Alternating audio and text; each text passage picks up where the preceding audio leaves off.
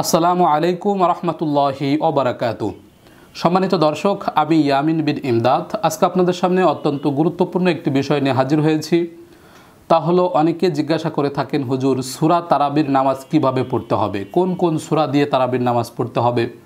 অনেক সময় মা বোনেরা জিজ্ঞাসা করে থাকেন যে আমরা ঘরে তারাবির নামাজ পড়ব, সেটা কোন কোন সূরা দিয়ে পড়ব। অনেকে সূরা তারাবি বলতে আমপারার শেষ 10টা সূরা বুঝিয়ে থাকেন। আসলে বিষয়টা কোনটা সঠিক, তো এই বিষয়টা আজকে আপনাদের সামনে খুবই সংক্ষিপ্তভাবে উপস্থাপন করার চেষ্টা করব। আমার তৌফিক ইল্লা বিল্লাহ। তো আমি প্রথমে বলছি, রমজান মাসে তারাবির নামাজ অত্যন্ত গুরুত্বপূর্ণ একটি সুন্নত নামাজ। আমরা অবশ্যই চেষ্টা করব প্রতিদিন এই তারাবির নামাজ আদায় করার জন্য। তবে তারাবির নামাজ ঠিক কোন নিয়মে আদায় করতে হবে, এ বিষয়টা অনেকের মাঝে প্রশ্নের উদ্রেক হয়, অনেকে প্রশ্ন লিখে থাকেন।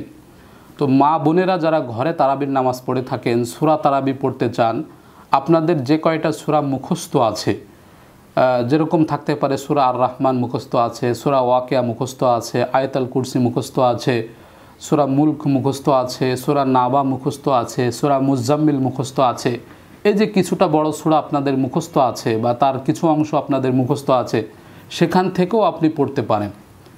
সূরা তারাবি মানে যে আমপারার শেষ 10টা সূরা পড়তে হবে, বিষয়টা এরকম না। আপনার যতগুলো সূরা মুখস্থ আছে আপনি সব জায়গা থেকে আপনি পড়তে পারেন। শুধু আপনি সূরা ফিল থেকে নাস পর্যন্ত পড়বেন এবং একটা সূরা 2বার করে পড়ে আপনি 20 রাকাত নামাজ পড়ে ফেলবেন, বিষয়টা এরকম না। এরকম একটা ট্র্যাডিশন আমাদের সমাজে চালু হয়ে গেছে, কিন্তু বিষয়টা ওরকম ছিল না।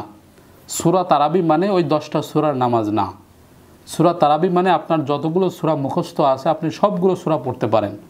আপনি চাইলে প্রথম রাকাতে সূরা ইয়াসিন পড়তে পারেন, দ্বিতীয় রাকাতে সূরা আর রহমান পড়তে পারেন যদি আপনার মুখস্থ থাকে।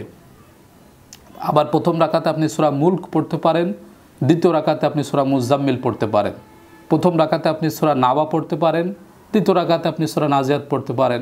এইভাবে আপনার বড় বড় যতগুলো সূরা মুখস্থ আছে আপনি সবগুলো সূরা এই তারাবির নামাজের মধ্যে পড়তে পারেন, যেটাকে আমরা সূরা তারাবি বলি।